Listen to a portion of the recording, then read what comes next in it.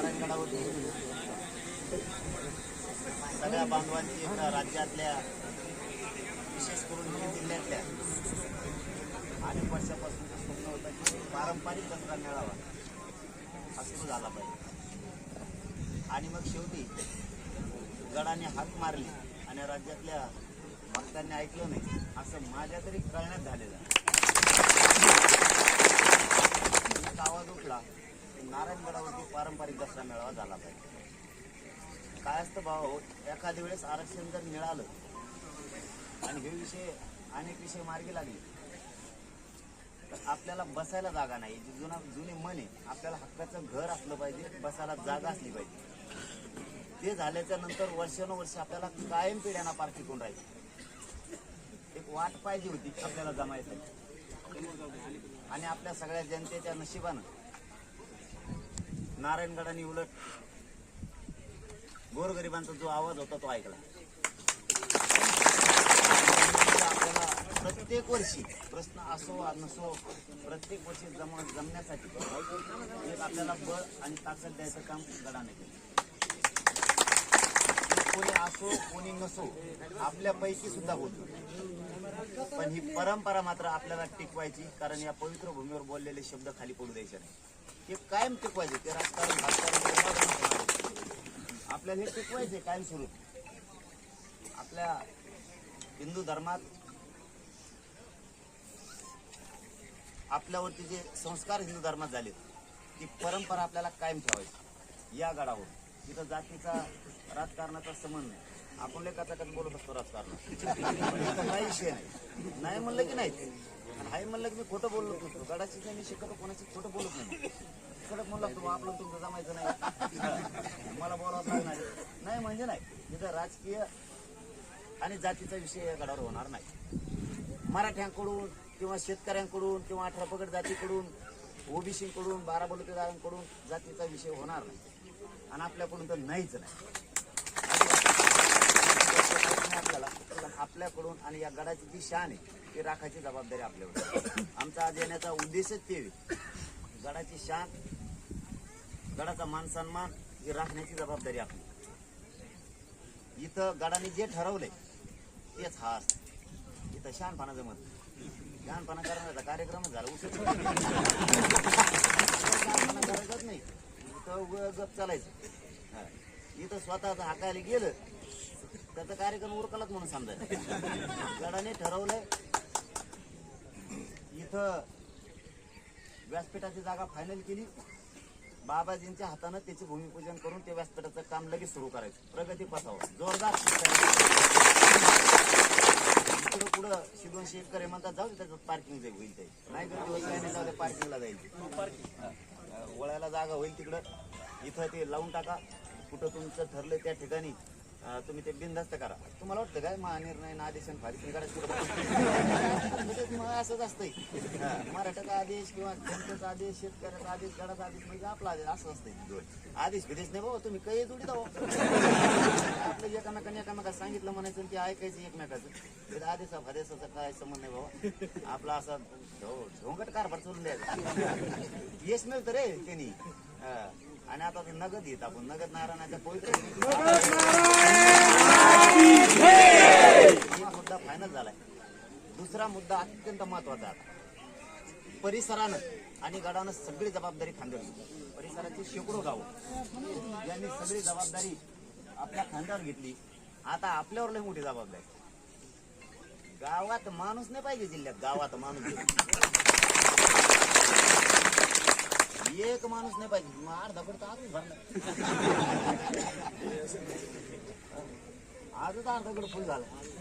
आता बरेच जण चक्र येणार आहे. मी परत तिकडे जातो. आता मग काय परवा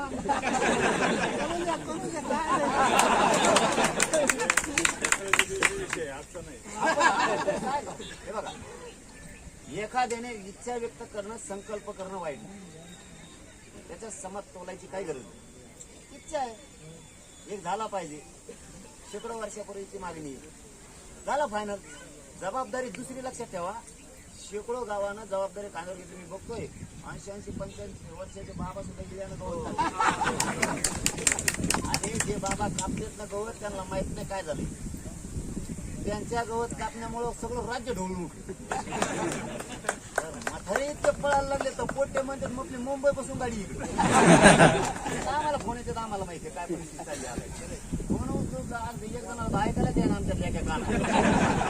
खरंच नाही यार, ते फोन उचलून बेदर ते म्हणतात मग आम्ही लावले 40 गाड्या. कोणी म्हणतात मी मोटरसायकल येणार मुक्कामाची अवस्था. आता इकडे सगळे गोटे गाठी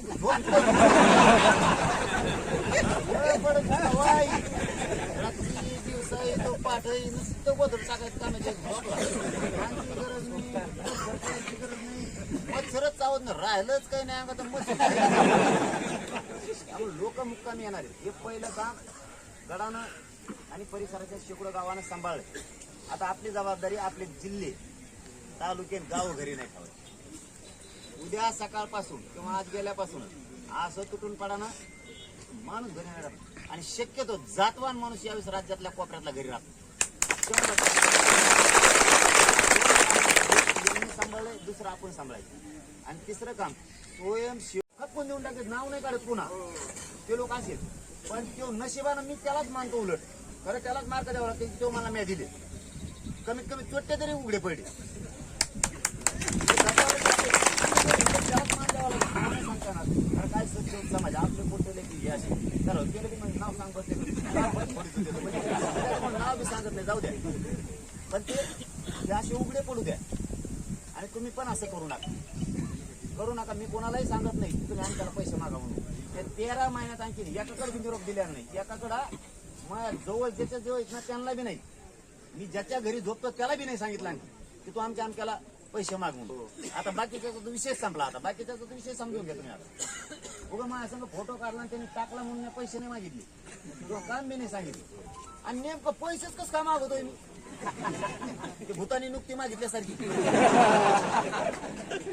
बाकीचं कसं काय काहीच मागत नाही, पैसेच कसं काय मागवतोय? काही मागितलं नाही सांगा नाही, ते पण नाही सांगत. त्यामुळे हे सगळ्या हे खोट्यात इथून पुढं कोणी जर म्हणलं मी 10 नावं दिलं तर त्याच्याकडून पैसे गोळा करायचे मग तर अजिबात देत नाही. असा कांसाला टोला टाका द्यायचा. तुम्हाला मागायचं असेल मी म्हटलं बोलून आणि मी मीडिया समोर सांगून मला लागत होते त्याच्याकडून 30 रुपये मी मला सरळ सांगणं की. पण हे दुकानदाऱ्या बंद करायच्या. समाज आपण वर न्यायला चाललोय, खाली घेण्यासाठी नाही. मी जेवढी तळतळ करतो की या समाज वर उचलायसाठी. मी काल शेतकऱ्याचंही सांगतो, ते आता जातीचा काही संबंध नाही. आता तिथं हे विषय सांगायचा नाही, पण आता ओघात आला म्हणून सांगतो. काल जालना जिल्हा उघडीला आणून आणतो पुरा, म्हणजे आमच्याकडे पोहोचत नाही पाडा. सगळ्याकडे पोहोच पाडा, आमच्याकडे पोहोचत नाही पाडा. काही झेंबाट पडलं नाही. आणि मग आमचे वावर कसं होऊन गेले, मोटर सोडली होती का? काल सांगितलं ते आता लगेच उद्या त्याला कॅबिनेट घेऊन ते म्हणजे लगेच कपाट टाकून देतो. हिंगोली जालना संभाजीनगर 1 रुपया सुट नाही म्हणजे कोणा सगळ्या वर नाही देत. हाणायचं नका बघू. अर्ज भरला तरी त्याच्यात 30 रुपये पण हाणायचं बघत. तुम्हाला दुसरं काही सापडत नाही का? आपले सोडून मदत करा रे, वाढवा लोक आपले. तिकडे टक्का वाढवायचा आहे, शान गाजवायची. आता ते विषय वेगळा आहे, ते नंतर बघेन मी. मग हे संपलं करायचं मग झाला होतं कसं देत नाही, ते नंतर बघू आपण. तुम्ही फक्त ना एवढ्या वेळेस एकदा का आचारसंहिता लागली तर कार्यक्रम घेता येत नाही. उगाच संधी आली, योग बी आलाय, लोक म्हणजे योग यायला लागतो, टाइम यावा लागतो, बरोबर लागतं. दोन्ही आलाय, हातोडा बी आलाय, टाइम बी आलाय, वेळ बी आला, ग्राउंड बी असं कचके मिळाले. असा कचका घेताना आता ह्या बारीने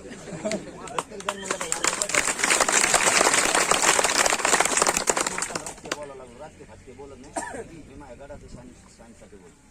आणि मला सगळं आयुष्य गडासाठी जिजवायचं, या जनतेसाठी जिजवायचं. तर तुम्ही तुटून पडा. अरे एवढे जर भिडे निघून गेल्या गडावर उभा राहायला जागा नाही. एवढे भिडे तरी उभा राहायला जागा नाही राहणार. बीड जिल्ह्यातला एकही माणूस घरी राहणार एक पण. आणि लोक गुंतवून ठेवू नका तिकडं पार्किंगला, पुढं जेवायला, खाली एक माणूस गडावर चढायचं बघायचं आपल्याला. एक माणूस इतका जाते. मी काय गडाच्या पुढं नाही, समाजाच्या नाही, जनतेच्या नाही, शेतकऱ्याच्या नाही, मला काही विचारूच नका. मला काय कळत नाही त्यामुळे ते काय आहे, मला मला काही करू नका, तुम्ही धडधड सुरू करा. बोला बाबा बोला म्हणलं मी मर्यादात पाहणार. एखादा हुकूमचं पण जात असतं त्यात काय असतं. मी एकटा समाधान काय तुम्हाला एखादा हुकलं काय होत त्याला काय मुद्दाम थोडीच हुकी मुद्दाम गडावर हुकणार नाही, मर्यादा पुऱ्या पाळणार गडावर. मर्यादा ओलांडणारच नाही, अजिबात नाही. फक्त 1-2 वाजेपर्यंत गड कुणी सोडायचा. माता माऊल्यांचं सगळ्यांचं दर्शन झालं तरी गड कुणी सोडायचा. 2च्या नंतर मग तुम्ही आपल्या गावाकडचा सण साजरा करायला सगळे मोकळे. 2 वाजेपर्यंत एकाही माणसाने गड खाली उतरायचा आणि रात्रंदिवस तिकडे लक्ष द्या. कोणाच्या काही सोयाबीन काही काढत राहिलं 2 दिवस काढून घ्या. कोणाचा कापूस असेल तर पटकून येचून घ्या. काय आम्ही सगळे एका दिवसात एका राऊंड मध्ये कापूस खाला सगळे येचून बचून मोकळा. गडावर कोणी काही पडायचं नाही. काम सांगू नका, अडचण सांगू नका. गडावर गावची गाव दिसलं पाहिजे, गावची गाव. तेव दिसाना तेव रुसला फुगला नाही तर उठून ट्रॅक्टर रुसा फुगी बंद. इथं काही संबंध नाही. या जिल्ह्यातला एकही माणूस घरी राहता कामा नये. दुसरी एक माहिती सांगतो, आणि मराठवाड्यातले बाहेर गेलेल्या पोरांनी सगळ्यांना रजा टाकली. तालुक्यातले केले ते 50-55 हजार स्वयंसेवक असते ना, ते रात्रीच्या एखाद वेळेस लोक राज्यातले रात्रीच गड चढायला सुरुवात करणार. बरोबर रात्री सुरू होणार आहे बरं हे, कारण आमचा अनुभव आहे. आम्ही म्हणलं सकाळी बघू, आम्हाला काय माहिती येणार आहे का हरकत. जेव्हा एसपी आला ते म्हणतो 2 वाजताच लॉक झालं. म्हणलं झोपून त्या राव लॉक व्हायचं 170 इकडं. हे म्हणे ते 170 सोडून द्या, इकडे हवेत जाम झाला. नाही झोपून द्या म्हणलं. तुम्ही आपण सकाळी काय घेऊ, तुमच्या पाया पडायची वेळ आली वा म्हणे. तुम्हाला काय सांगू, एक गाडी निघा ना म्हणे. कोणते तिकडून कुणी आशा लावल्यात कुणाची तोंड मागे झाली. मला काहीच कळायचं. रिअल परिस्थिती तुमच्याजवळ शेअर करायला लागलो मी. इतकी भयान गर्दी होणार. त्यामुळे तुम्ही अगोदर त्या दिवशी सावध. मला तितक्या रात्री जाऊन आसपासचे गाव उठवायला लागले होते, मदतीसाठी रोडला पाठवायला लागले होते सगळे. तुम्हाला वाटतंय आता एवढं सोपं नाही. 2 दिवस 3 दिवस अगोदरचा दिवस, दसऱ्याचा दिवस आणि दुसऱ्या दिवसा सुद्धा रात्रभर आसपासच्या गावाला लोकांची सेवा करायला लागणारी गाड्या बाहेर काढा. तुम्हाला कदरून जमणार नाही, तुम्हाला जेवायला मिळणार नाही, पाणी तुमच्या गावात असून तुम्हाला प्यायला मिळणार नाही. कारण तुम्हाला लोकांच्या गाड्या काढण्यातच वेळ जाणार आहे. कोणाच्या मध्येच बंद पडतात. आपले पोरं काही गाड्या गेल्याच्या नंतर सुद्धा मागून मोटरसायकल ठेवावं लागणार, पुढं गाडी बंद पडली. जिल्ह्यातले असणारे फिटर आम्ही बी आणले होती, ते बी तुम्ही इकडं आणून ठेवा. कोणाचे पंक्चर झाले काय झाले ते ताबडतोब काम करते. त्यात मुस्लिम बांधव बी खूप सपोर्ट करणारे. ते फिटर कामाला ते फिटर ती येत मिस्त्री ती येत, सिमेंट काढायला आपण येत. दोघाला सोडले. त्यामुळे आपण आपल्याला तीही लोकांची व्यवस्था करा, कारण लोक लांबचे येणार. 500-500 किलोमीटर लोक येणार. इतक्याला म्हणायचं म्हणजे त्यांना इकडं माहित नसतं कुठं काय आहे, कोणत्या घरी. आणि आसपासचे जेवढे गाव आहेत त्यांनी डायरेक्ट दरवाजे उघडे ठेवा. जर कदाचित पाऊस आला तर लोक दार उघडा असल्याशिवाय घरात शिरत नाहीत, कारण महिलांना घरात घ्यावं लागणार. आणि आपल्या आसपासच्या गावातले जे स्वयंसेवक आपण अगोदरच्या दिवशी बोलत होतो ना, त्याचं कारण असं आहे, तुमच्यावर सगळ्यात मोठी महिलाची संरक्षणाची जबाबदारी. तिला आई बहिणीच्या नजरेतून बघून तुम्हाला तिची सेवा करावं लागणार, कारण इथं सांगायला कुणी नाही. इथं टॉयलेटची व्यवस्था होणं लय गरजेचं आहे. टॉयलेट नसू द्या, ते मंडपवाल्याचे पड्डे आडोसा करायचा. महिलांना फक्त लघवीची जरी व्यवस्था झाली तरी सोपं काम होतं. त्यांची खूप अडचण येते. वाटतं आपल्याला झाडं आहेत, दगड आहेत, परेशानी होती लांब जायला, पुन्हा त्या जागेवर येऊन बसायला. इतके लोक तुडीत जायचं. पुन्हा तितकं आपण एखाद्या लेकराला घेऊन तिथपर्यंत जायचं. पुन्हा तुम्ही आडोसा केला ना ते त्यांच्या हिशोबाने जाता येते त्यांना. ते काम करायला लागणार. पाणी आसपासचे गाव डायरेक्ट मोटर सुरू ठेवा. बोरचा पाईप सुद्धा रोडवर आला पाहिजे, इतकी तयारी. आता मला कळालेली माहिती तुम्ही प्रचंड तयारी केली. आता 100 पोते साखर म्हणल्यावर तर मग काय ताणच नाही राहिला. 100 पोते साखर गाळायला लागलेत म्हणल्याच्या नंतर ही मोठी राज्यासाठी व्यवस्था केली. नाही 10 समाजाचा आदेश आहे, नारायणगडाने रुपये खर्चायचा नाही, ते समाजाचे पैसे. आपल्यालाही आपली जबाबदारीची जाण पाहिजे. आपल्यालाही आपल्या जबाबदारीची जाण पाहिजे. आपण गड मोठा करायला निघालो का गडाचे घ्यायचे. छोटे चट्टे बंद झाले पाहिजे बरं का.